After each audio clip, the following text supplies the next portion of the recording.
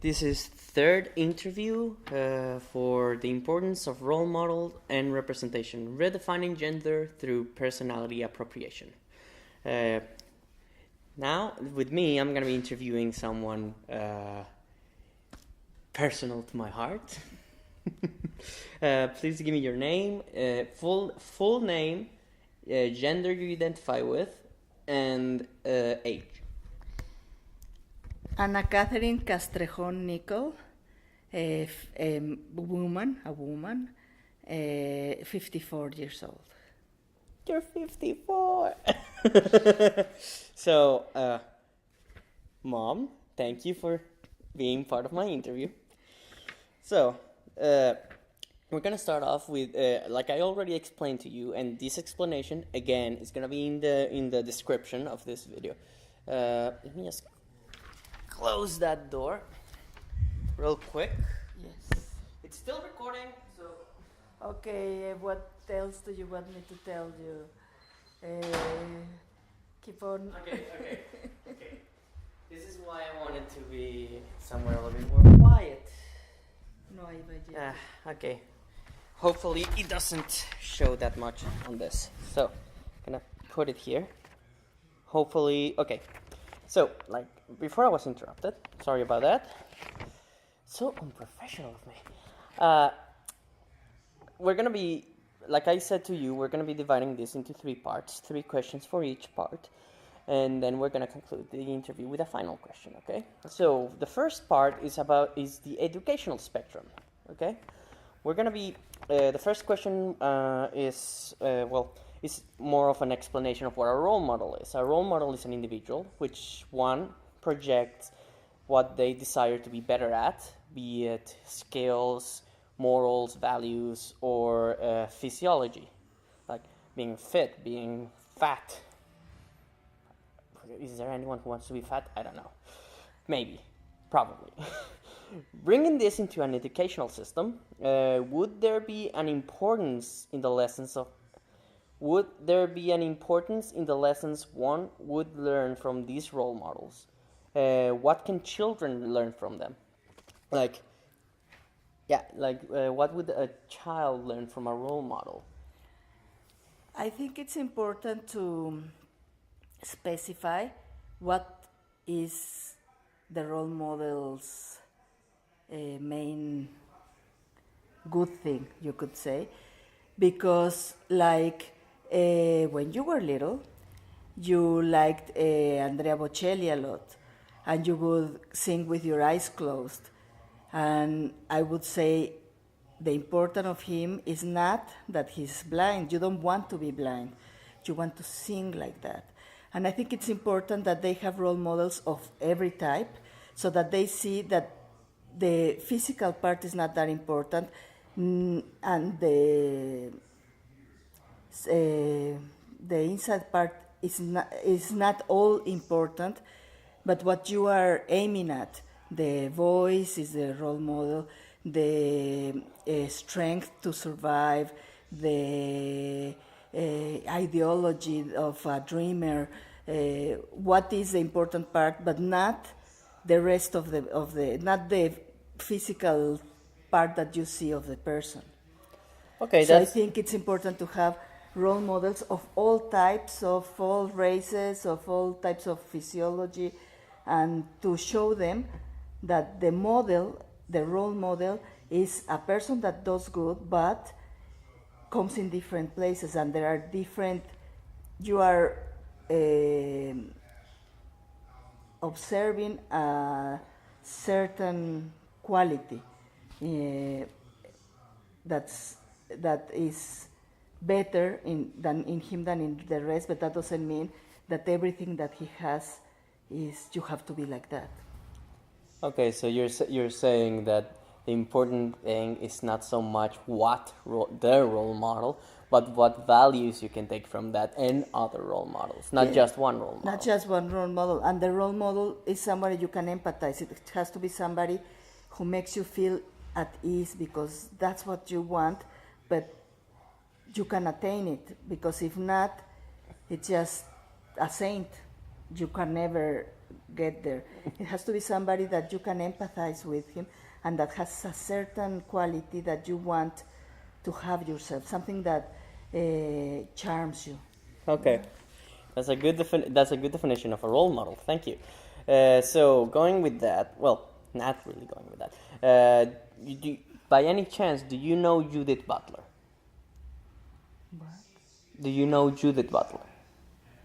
No. Okay, so I'm gonna be explaining this. According to Judith Butler, she's a feminist theorist, and back in '88, she did an article that combined phenomenology, which is the philosophic mode of thought that says that a social structure is not built out of nothing. It's built from previous attempts, previous acts. So she uses theater as terminology for her theory, and according to her, gender and sexuality works the same way. Gender and sexuality are defined by performative acts repeated and taken from history. So, in other words, gender roles and sexual orientations and whatnot are taken from previous taken as facts, historical facts, and repeated each time to a performance. So, being that as it is, do you think the introduction of more representation and the freedom to follow any role model in a school environment would help a child define what gender is to them? Like what it means to be a boy, what it means to be a girl, what it means to be transgender, what it means to be gay, what it means to be heterosexual, etc. Yes, I think theater performances. Like I said, she uses theater terminology, but it's not about theater. It's about looking at history and taking stuff from history into your own. And gender is constructed like that, according to her. I think it's more, well, I don't know. Part of it maybe, but I think it's more constructive with what they live with the people they see, and with what they empathize more with. And I think, I don't know, the gender thing I think is like a label that I think we shouldn't have, because each person is different. Maybe one gay is not exactly the same as the other. The role model is that they can have the freedom of the other person. But I think that to understand, they have to see everybody. I mean, they have to know with respect every type of gender that they have, and see who they identify with. But of course, I don't know, historically they can use history to sort of make up like an epic story that they identify with, or somebody that they think, oh look, there's this person who is different, because it's not always identifying and saying I'm like that.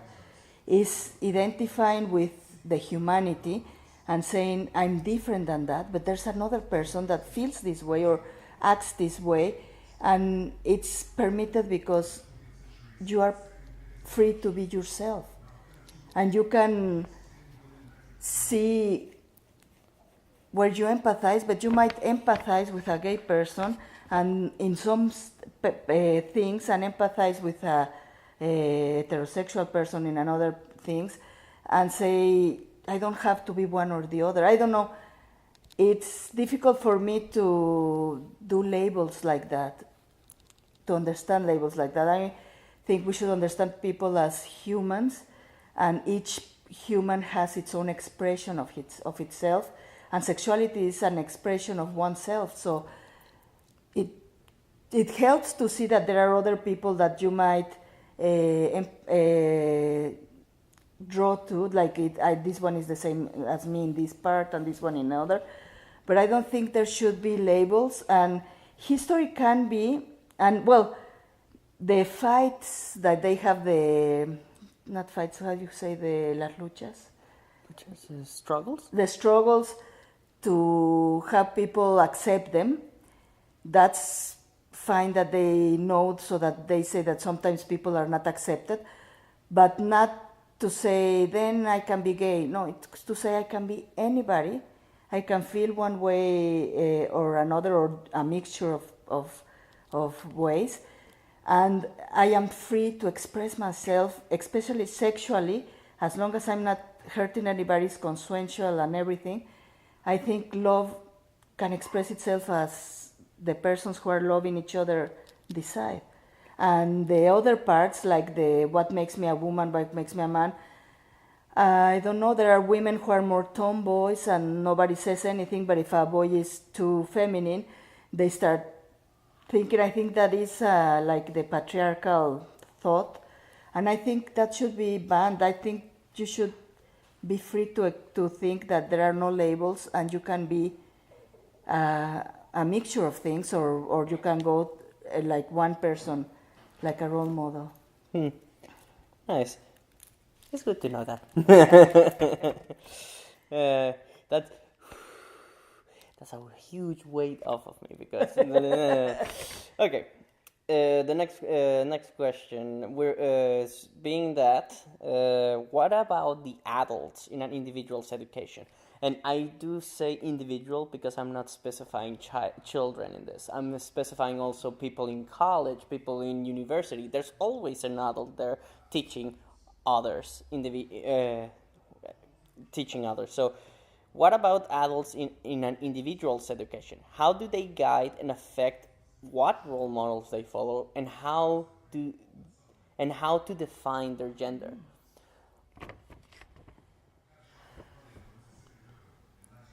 I don't know. I think the people who teach should be able to guide the child to decide by himself or by herself. And I think probably when you admire somebody, like a teacher or somebody, and you empathize, and you'll want to emulate what they do. So sometimes, but the teacher should say, okay, if you feel like that, you can be, but you can change your mind tomorrow and be like somebody else, or find out that you have something else. That they should guide, but not like it's written in stone. If you decide to be like this, no, guide to appreciate and respect all types, and whatever you're comfortable with, you can follow, no? And the way that I think they can guide and affect their students better is to be comfortable with who they are and express themselves. I am like this, and I respect the rest, because I understand that nobody can feel exactly the same as the other, but I am who I am, and I am comfortable with who I am. If you want to be like this, you can follow, or you can emulate me if you want to, but you have to be free to be different things, to be different also. You don't have to, I don't know, but the first thing is that they feel comfortable with who they are, with their gender, I think.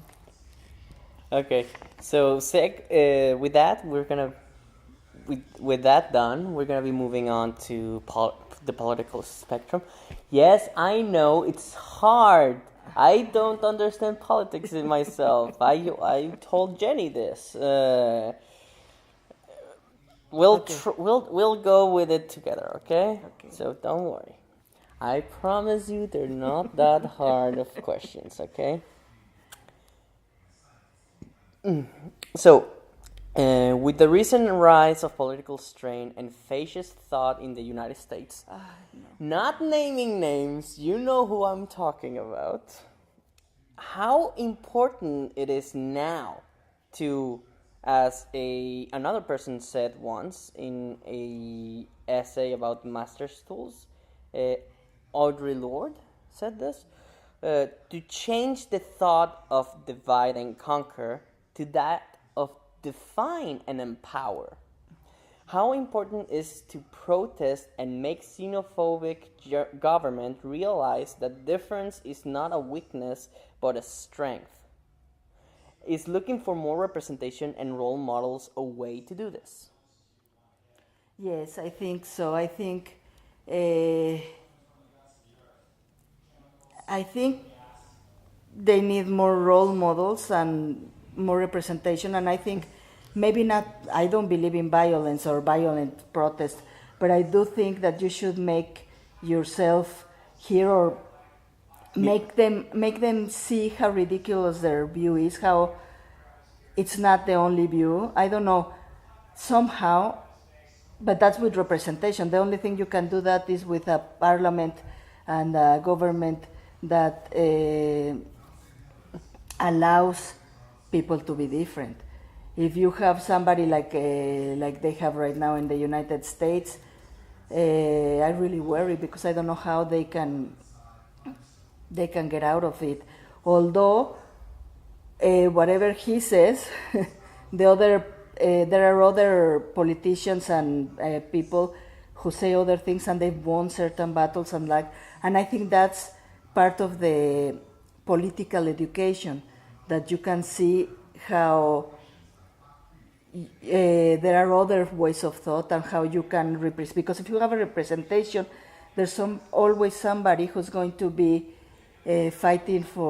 struggling for the define and empower. I mean, I like that, define and empower. I like that very much. It's basically saying that we shouldn't be trying to say we're all the same. We should be aware that there's difference between us, and respect. But instead of seeing that as a threat, we should see it as a way to unite us. That's great. Yes, because actually that's what it is. When the more people of your friends and everything that you have that are different, that think different, the more you enrich your humanity, the more you understand and learn what it is to be human. Yeah, precisely.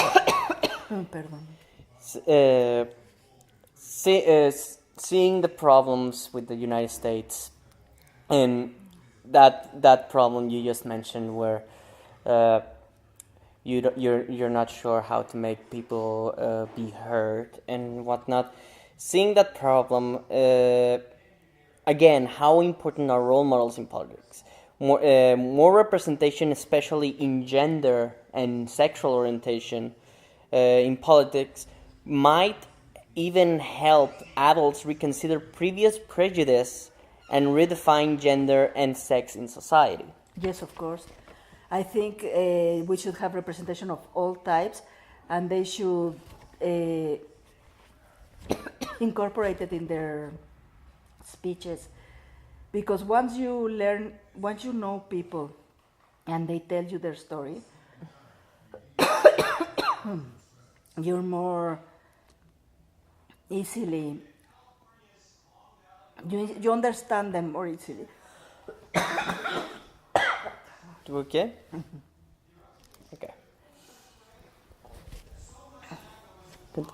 Necesito un... ¿Agua? Yeah. I think I'm fine. You think you're fine? Okay. Okay. Oh, mommy. So, well, the same question. Do you want to keep going with that question, or do you want to move on? No, just that we need all representations of genders, and that they empathize with the people so that the people understand. Okay. Because it's easier if you listen to the story of a person and how that person feels. It's how you start thinking, well, maybe I not what I think. It's the only right way to think. That's how you grow up with friends when you're little and when you're in university and everything. That's how you see people who think completely different than what you were taught in your family. And that's how you empathize, and that's how you start to have the moments where you understand from your heart that this person is just as good as me and has a way of thinking completely different.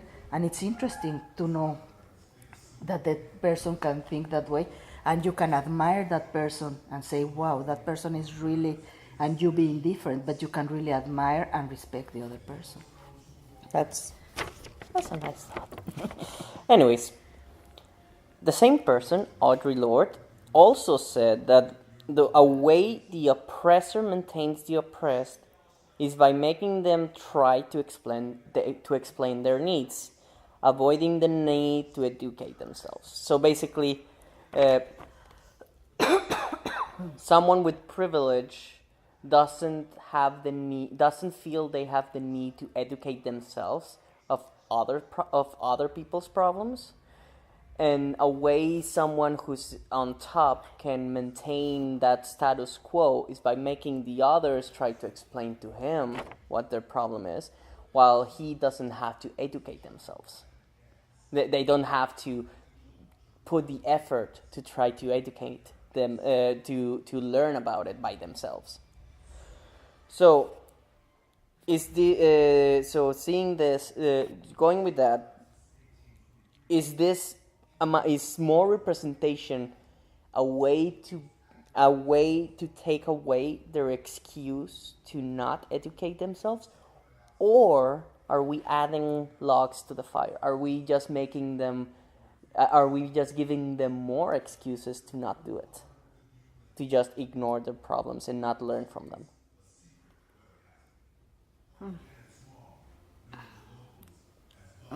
That's a difficult question. I know.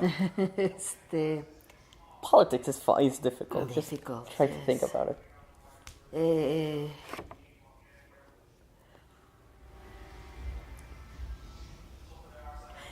It depends how they express themselves.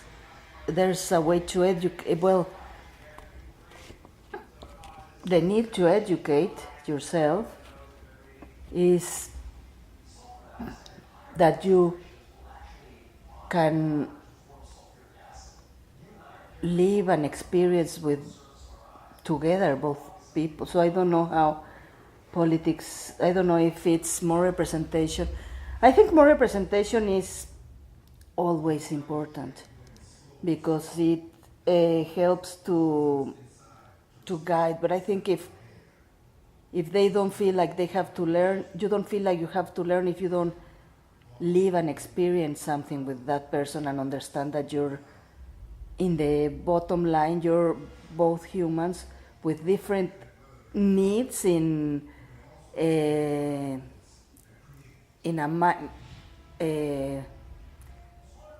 big way, you could say, but with the same needs as human beings.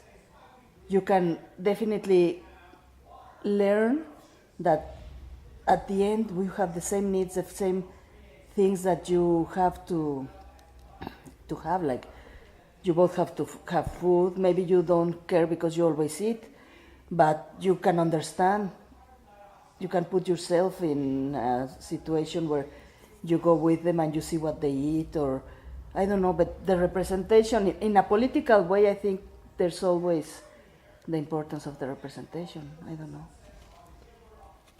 There's always the importance of representation. I guess. I'm sorry if these questions are a little bit difficult. I realize I personally don't understand politics either. So, okay. The thing is, when you live, like I can understand here or in the States, you live in a bubble and you can live in your bubble and never see anybody else.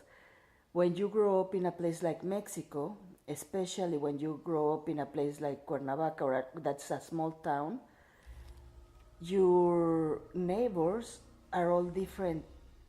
You're not in a bubble of all rich people. You always know between your friends, your people that you live with every day, your neighbors, you have of all different needs of people. So you experience more things together. When here you can live in a bubble, because you can, like I say, when you go to NASA, you say, yes, the people who live in NASA can think of space and other worlds and think that there's nothing else that can trouble them in this earth. It's like a completely different world that they live in. The same thing in certain cities, that it's very separated, especially the classes and all that. But the genders are there in every class, I think. But you can live in your own bubble. You can build your own bubble. So more representation will show you that there are other people in front of you, even if you don't live in those places. No, somebody to remind you that there's the other people. So basically, the more using the neighbors,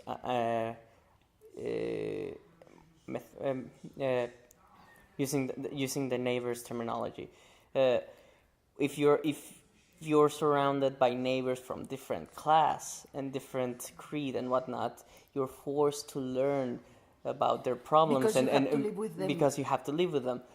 But yet, if you're living in a place where all your neighbors are the same as you, they're the same class, they're same ethnic. In the States, they have places where, like Little Italy, where all of them were Italian. There are places where all the Latin Americans live, or mostly Latin Americans, or mostly Islamic people live, or mostly Chinese people. That's why they have the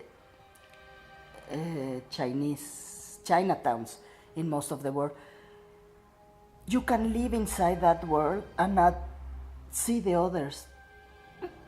There's a way, I mean, there's even been movies that the Latin Americans, like, they don't even have to learn English because they live in a big community that's Latin American, and they have every need there. They don't have to go out of their neighborhood.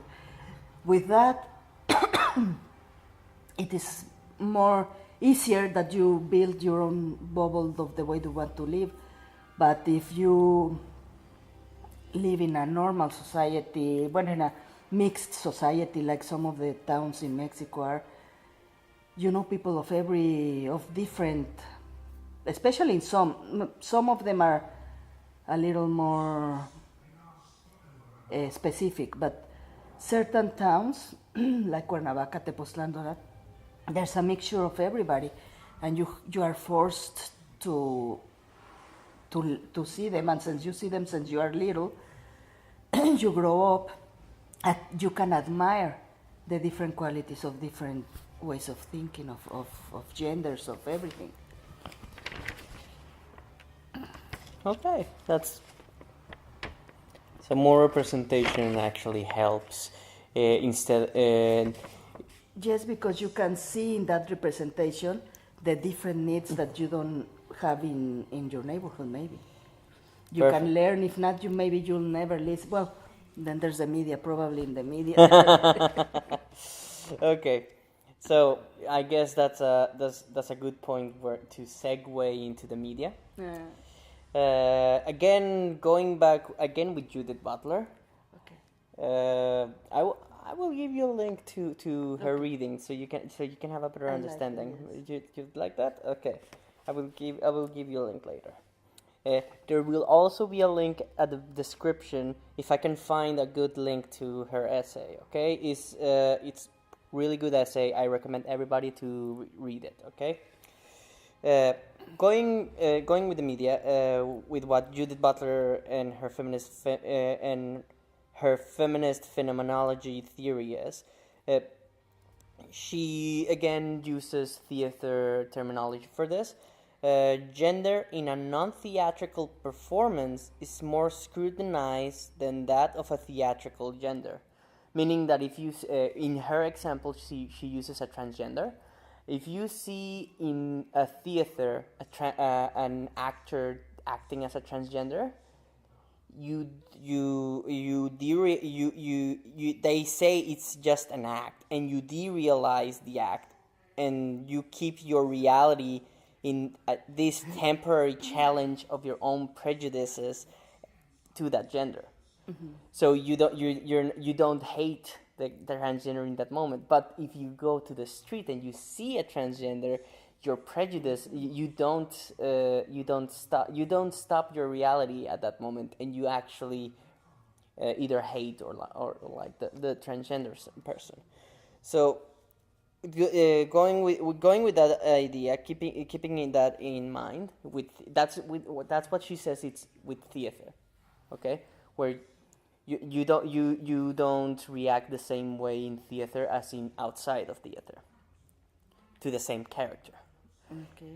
Seeing that, do you think this is true of all media? Like, what about the television and film, where they try to normalize gay people, transgender people, and all that, where they try to add more representation of those in television? That, do you think because of this idea that you disassociate the fake, quote unquote fake, to the real, you don't actually change your point of view of you don't actually change your prejudice towards that gender or sexual orientation? Or do you think it actually helps to change that? Same with music and radio. I think when you see it in the media in a theatrical way, you're more like it's entertaining you. You're not going to live with that. It's easier. But I do think that it does have some impact on the education of people, because I remember when I was little, the way the women and the men thought when I was little, and as things come more on TV and movies and all that, it has made the same persons, now that they are older, understand more and accept more, like gay people, for example. They accept the gay people because it was like the most terrible thing, and as things, especially the women have been better at accepting always the gay people,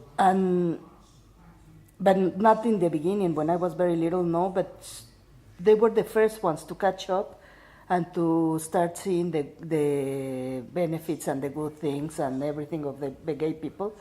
And sooner or later, because you discuss, because you talk with your wife, I don't know, with everybody, they start accepting it more. So I think that in a long haul, that the media do help for that education to accept. But in the long, because it's the same, there are a lot of things that can make them feel like, even in the people you know, some people are very friends with somebody else, and they admire very much that person and everything, but if that person wants to marry their daughter, that's another scrutiny, completely different. So when you have to live with, it's going to be always a different reaction. But I do think they soften, the media soften the way we see and make us think more, make us realize things, and little by little, in the long haul, I do think they will help. In the long run, they do start to change your opinion. What about music and radio? That, well, radio is just talking or music, no? So los locutores, I don't know how you call them, the people who talk, who explain things. Okay. When you're in the car and you're listening, I think they help also. And the music, pues it's music, and it will affect some people, but a lot of people will admire the music and just say he's a good musician, so we forgive him everything, but that doesn't mean, I don't know, I'm thinking of musicians. I think in that moment you were thinking of Justin Bieber and how he got away with a lot of stuff just because he was a good musician. Maybe, but I was thinking more like when we were little, like the parents were all scared that you liked Kiss or that you... But like when Queen came and they liked the music of Queen, they said, well, but he's a good musician like Freddie Mercury. They would say, yes, he's gay, but it's because very artistic people can be gay. So that's like something that this part of their understanding. I don't know. So I think it's different with a musician. You can like the music a lot and you say, well, it's an artist. And artists can be different, no? I don't know. But I think the people who talk and who explain things in the radio, they do have they make a lot of difference. Okay. And musicians also, because since you see them and you forgive them for what you think is not correct, because they're artists, but you like their music, then maybe when you see somebody that is gay, and you say, well, maybe he's not that bad because there's this musician who's... I mean, that can help also, I think, in a way. Okay, that's good to know that you think that. This is so I recently pulled out a online article that it's from a person I don't know, B.J. Carter, who in this article they were discussing cartoons and about cancellation of cartoons in specific, and he says that a major decision for cartoon content are toys. And apparently, that also determines the gender of the demographic they are trying to sell to. Where girls don't buy as much toys as boys do. So most shows, this is the article, most shows get canceled when a majority of viewers are girls. How true do you think this statement is, and why does toys have to be gender locked? And how does that affect a gender construction? Yes, I don't know why that is, the toys, but it wasn't like that. I think the more, because I've been, since I was a little girl, when I was a little girl, there was a lot of things that were for girls and for boys, that's true. But then in the middle, when my older kids and my nieces and nephews were children, it was a little bit more like everything for everybody. But I don't know why, now that with the little girls, it's extremely obvious, the separation. They separate the toys so much, and I don't understand. I hate that they do that. And I like that Star Wars, because I liked Star Wars. I was 13 years old and I liked Star Wars, and it was not a boy thing only. And then most of the Marvels and all that, it's boys thing, but now Star Wars is trying to bring it to the feminine side, to say it could be boy or girl, it doesn't matter.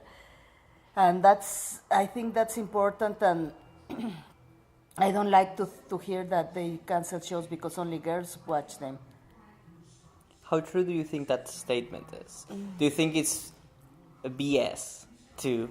I think so, because there are a lot of shows that the girls look at that I'm sure it's things that only girls, and they're still on air. I mean, I don't think that's, maybe some of them that would be very bad, but I don't think they cancel that maybe, because there are a lot of shows that are so girly that, oh my God, that I would like them to see something different. So I don't think they cancel them. What about shows like, because this article was specifically about Young Justice, which is a Justice League but with younger kids. That's why it was called Young Justice, because the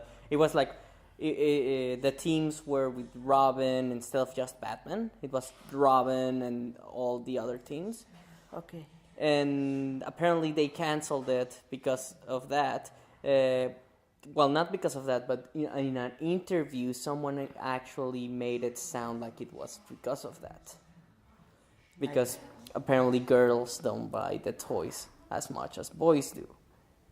I don't think that's true. I know a lot of girls that buy a lot of things that are different, boys and girls. Oh, I remember my sister used to play with dinosaurs. And your big sister, yeah. Yes.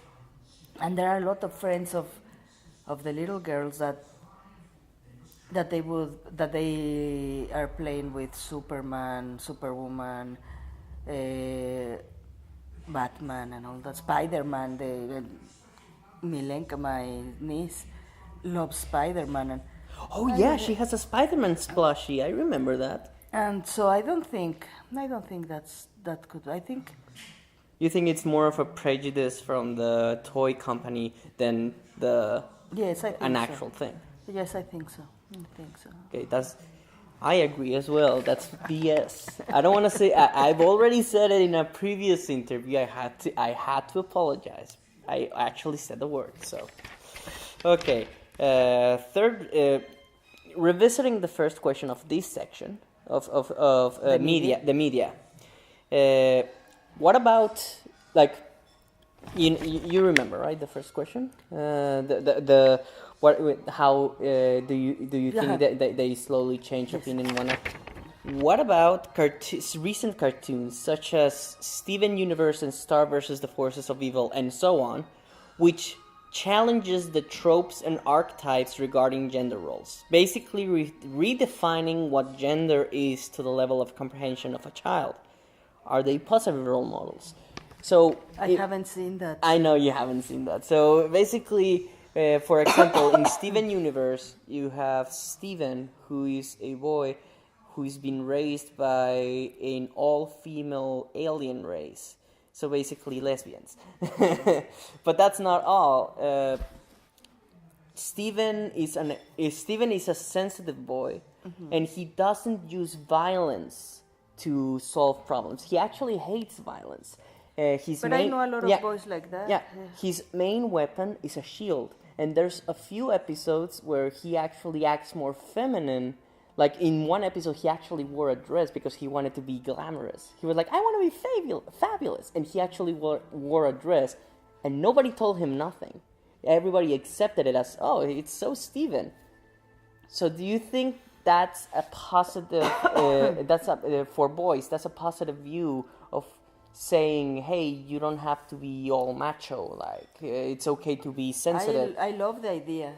I always say that when you're little, I always like that they play with dolls, even boys or girls, or they play with the same things or whatever they like. But I do think that to destroy the stereotype of what man is and what woman is, I think I would like that, because that totally breaks down the concept of that has been up to recently, how a man is and a woman is.